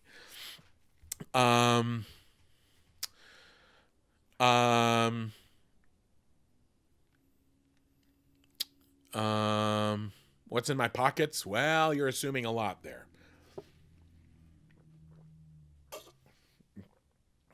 There's the end of the coffee. Now, I'm going to answer one question that I think is a good general question, and then I'll make the announcement, and maybe answer a few questions about the announcement. Could you, because I've got this Skype interview, and this is like from overseas, right? Okay, so I can't be late to that. People are like, the question that has never really come up here specifically that I haven't seen is like, what is taking so long? There's a few blogs in relationship to this that I could that I show my revision process. So somebody could probably find those and post up links here in the chat. But like, by revision, I don't mean that I'm running spell check on this. I'm not like looking for comma splices. I am doing like intensive narrative reworking and creating new things to fill gaps and building parts of the world so that everything fits together in a very cohesive and pleasing way. But also what is going on. Like, you know, we did, we made this sword. And that takes some time. You know, I have to do a few Skype interviews. I have to look at prototypes. I have to do that. And I like bringing this into the world because now this is a beautiful artifact that then, like, probably is going to, like, I'm going to recommend that this sort of thing come into the movie or the TV show. Like, this is a good thing. And it adds to the richness of the world. And it's a cool thing for those of you that love the books. You can buy it. And if you don't want to buy it, then at least you know it's there and you can see it and you can see this cool thing. Same thing with TAC. You know, like, I'm so glad I took the time to help develop TAC because now it is something from the world that I'm really proud of that you can enjoy. By the way, you can pre-order it on the Tinker's PAX. You can throw up a link to that. And it's a game that I'm super proud of. They're doing tournaments now, you know, like, there's a huge community of people who are playing this game, and it's cool. But also, like, what have I, you know, so now here's the announcement. Here's this news. Can you, if you have their email, just say, Pat is running a little bit late. And he is so sorry. But there's like 3,500 people that he's talking to right now. And he's going to be just a little bit late.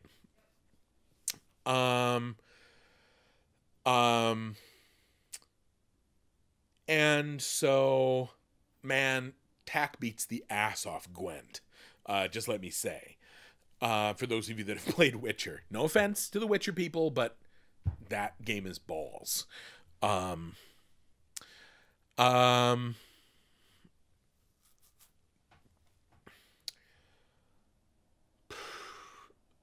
So the announcement, right?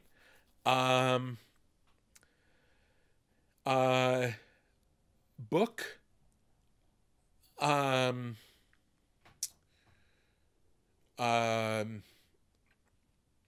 Name of the Wind came out in 2007. And it is now 2017, which shows by average, I publish a book every 5 years, depending on if you count Slow Regard or how heavily you weigh that, or the other stuff that I did for Rogues or whatever.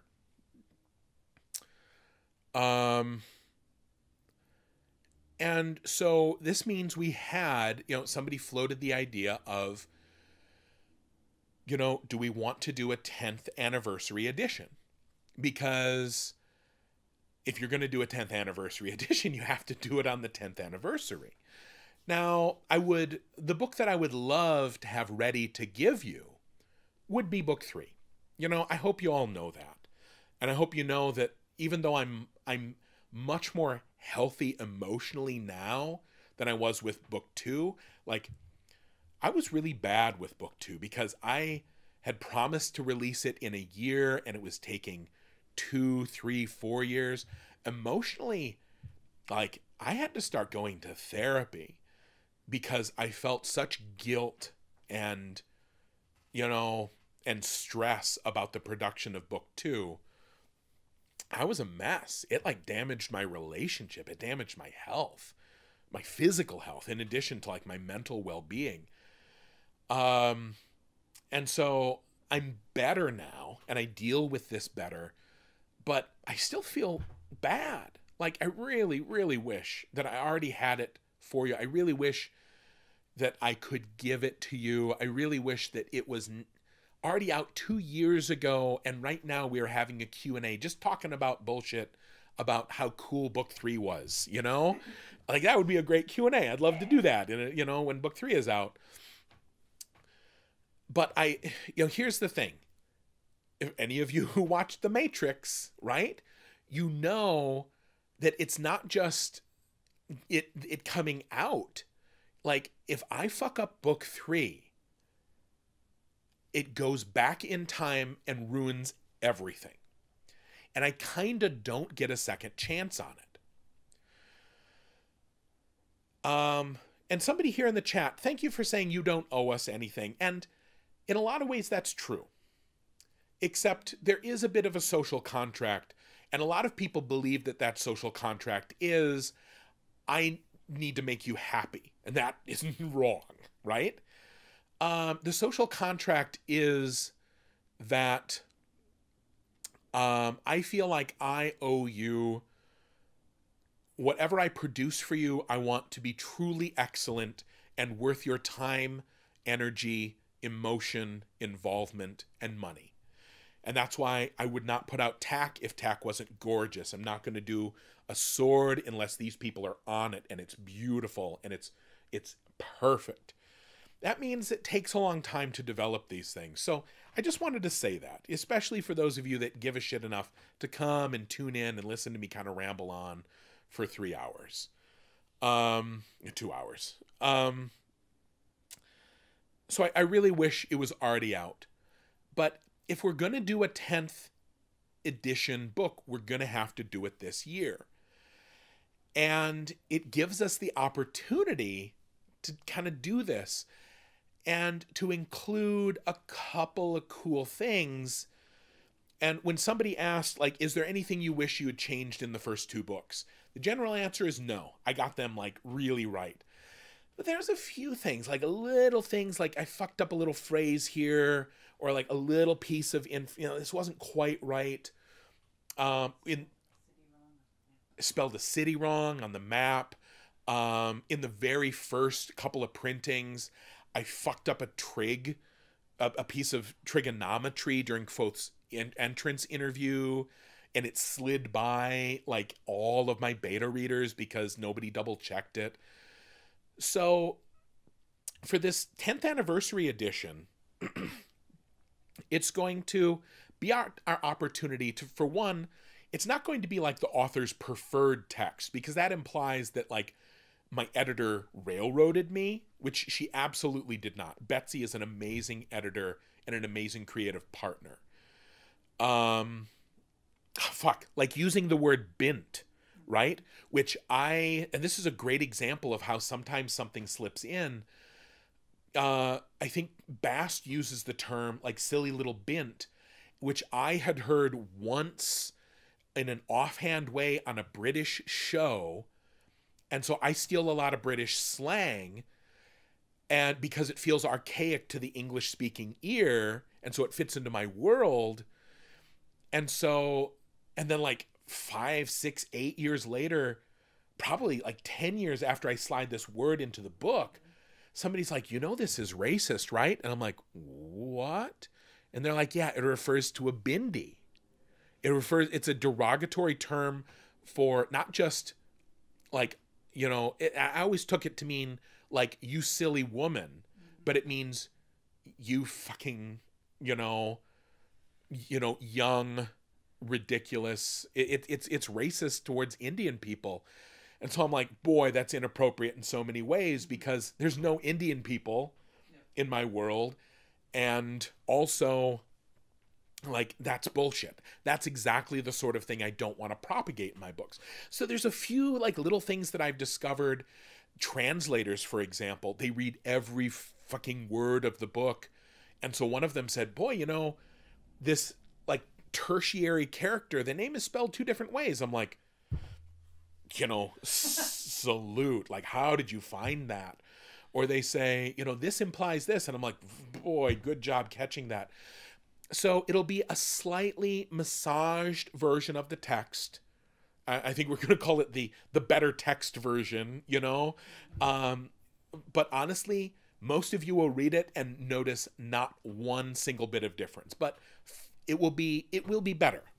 In the same way that, like, when I spent 48 hours removing all the unnecessary instances of that from my book, the book is better because I did that, but none of you will ever read it and go, thank God Rothfuss really cracked down on the that's. You know, I removed like, I think 1,100 that's from the book. I made the book 3 pages shorter just by removing the that's. And you will never read it and go, thank God. But the fact is, I saved you 3 pages of time and energy, and it made the whole book tighter and better and cleaner, you know? This is the level of obsessive I am. So, it'll be better text. I will be writing kind of an extensive author's note. There will be a few appendices where I talk about the calendar. And I show you the calendar and I talk a little bit about the particulars of it. There will be a discussion of the currency systems, an appendix for those of you that like really want to know some of those nuts and bolts. We're probably going to do a pronunciation guide, although there will be a foreword to the pronunciation guide where I say, please don't feel like you're doing it wrong. Do it the way that makes you happy. But here's how it is in my head, if you're curious, right? I'm not trying to be prescriptive. I'm just like, here's a little something for those of you that want it. Also, beautiful new cover.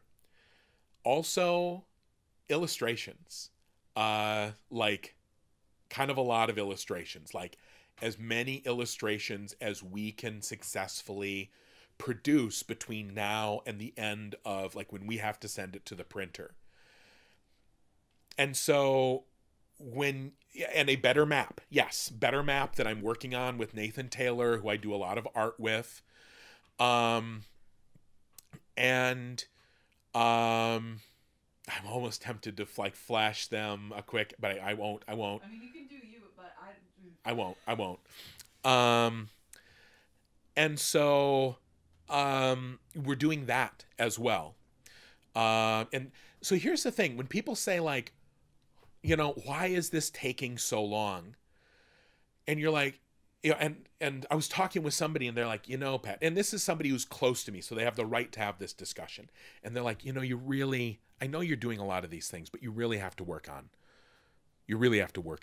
book 3. And I'm like, I do know. It's vital for my career. It's how I make my money. You know, it's how I support the charity. It's how I have employees who take care of me. And I said, you know, also this is the year though, where I really have to get on top of some stuff. Like I really want to continue my therapy, get my head on real good.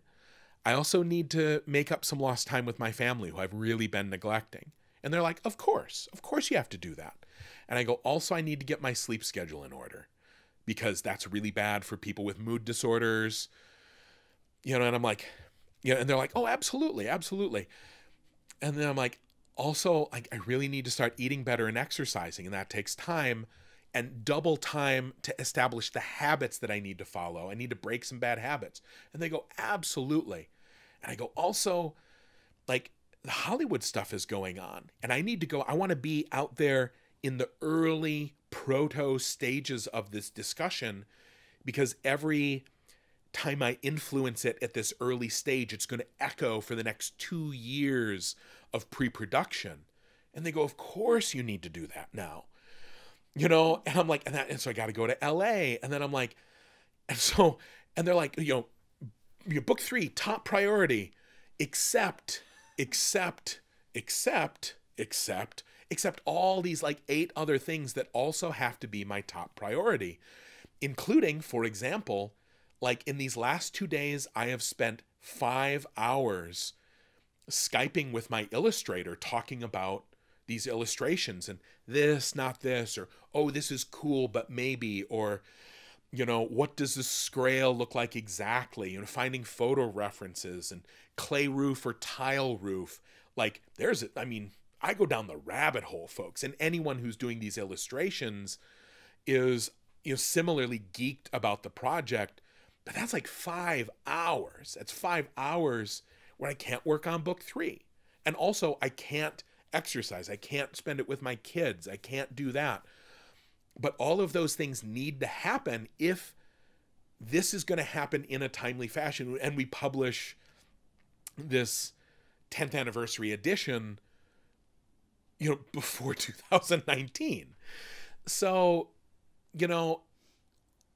when you see, like, when Torment comes out, Numenera, this game that I wrote the companion character for, some of you might be tempted to go like, Jesus Christ, why did Rothfuss do this?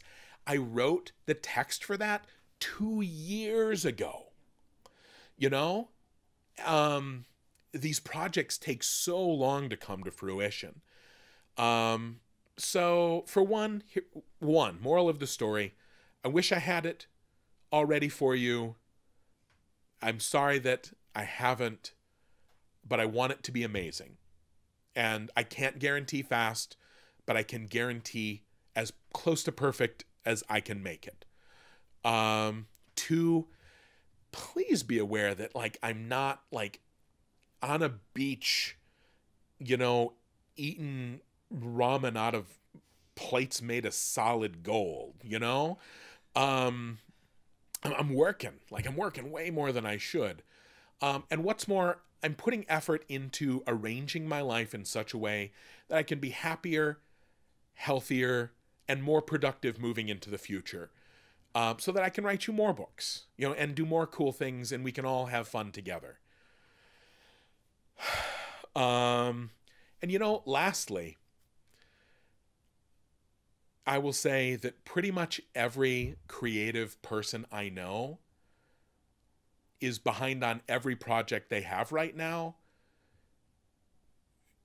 because the politics here in the US are a dumpster fire, and we are all terrified of what our country is doing and the people who are in charge, and we are really trying hard to fix it. For a lot of you all over the world, fuck, man, like, folks, we are so sorry.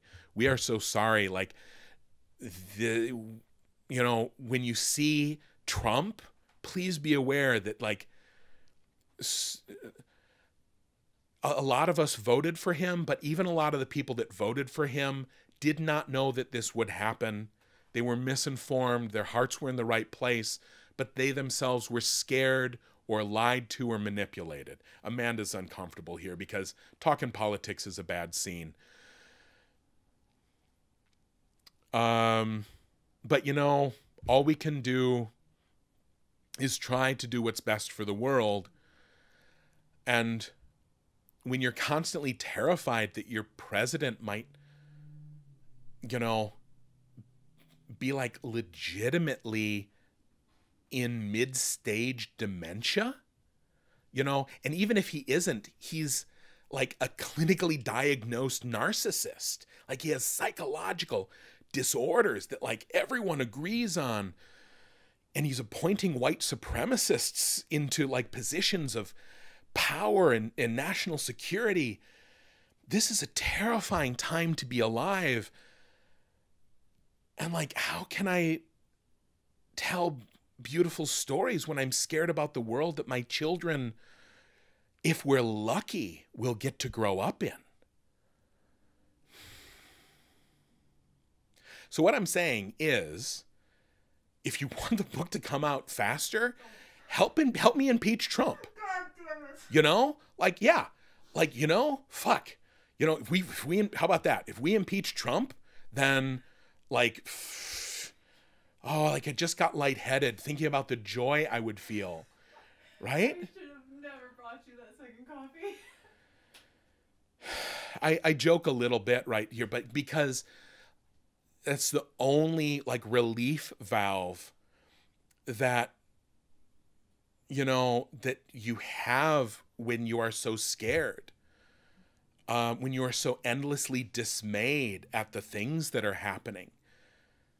And for those of you who I do not perfectly align with philosophically, politically, if you feel like the need to sever ties with me or unfollow me on social media, I understand. I understand that it can be hard to find out that someone whose work you enjoy does not match up with your politics. That's rough. But I also might hope that you give me credit, you know, like if you follow me and you're like, hey, Pat does charity, that's cool. Hey, Pat's book makes me feel good, and that's good. You know, Pat writes blog posts about his children, and he loves them, and that's good. And then to find something that we are really seem to be like antithetically opposed on, maybe instead of going into like, well, I must have been wrong about all these other things, maybe think that something has happened where we are operating from, you know, maybe different information, and that's why we've ended up in a different place. That's what I try to do when I find out that a person that I admire thinks something differently. I try to figure out why and try to see why they think that. But again, I know that in saying this, I will lose followers, I will lose friends, I will lose fans. But I can't sit on my hands, and I can't be quiet when people's lives are literally at stake. If you repeal, the estimates are, if they repeal the Affordable Health Care Act in the way that they're intending, 43,000 people a year will die. And so, yes, I am in a position where I can lose some fans, to speak honestly about that. And I'm really sorry if it harshes your vibe or makes you sad. But like, yeah, I'm in. You know, I'm not going to sit idly by, and I don't think you should either. If you believe in something and shit is going wrong, then you either fix it or you're complicit. And I refuse to be complicit. Fuck. Man, I got all political at the end of my Q&A. I am sorry. I did not mean to.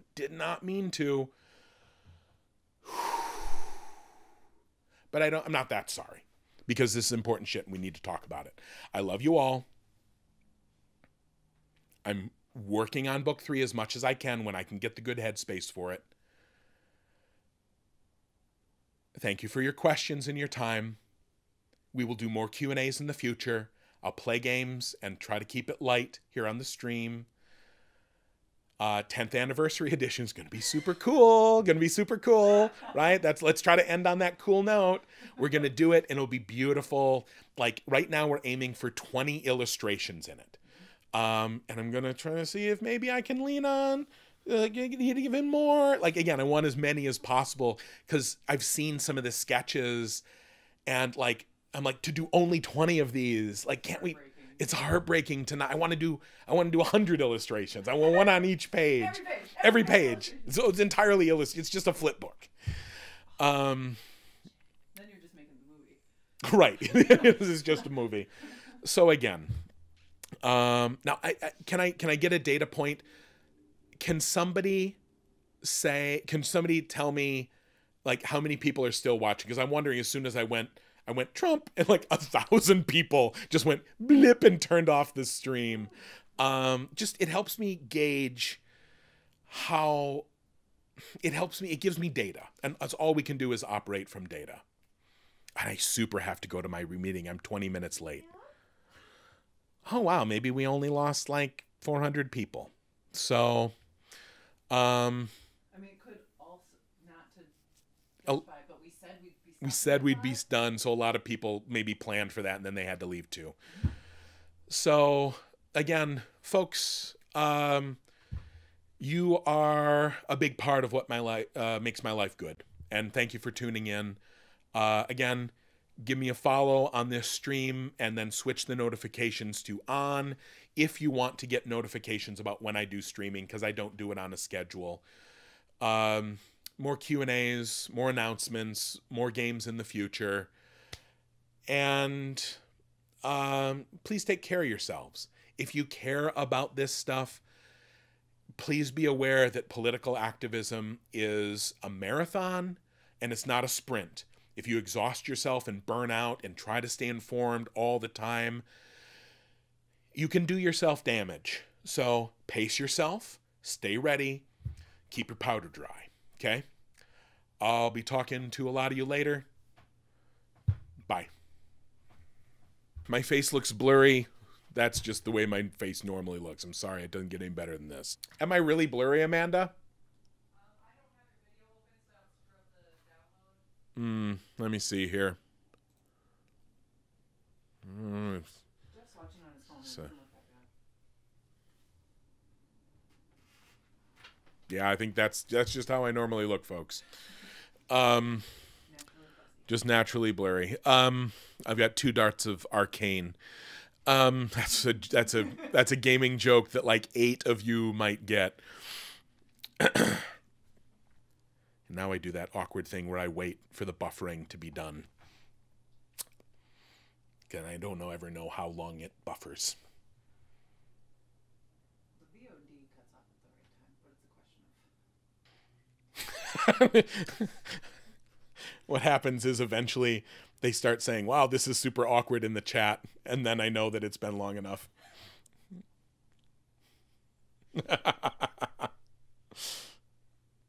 Okay, now they've said it, so bye again. Oh, fuck, now I said goodbye again. I'm just going to stop. Push my button. Okay.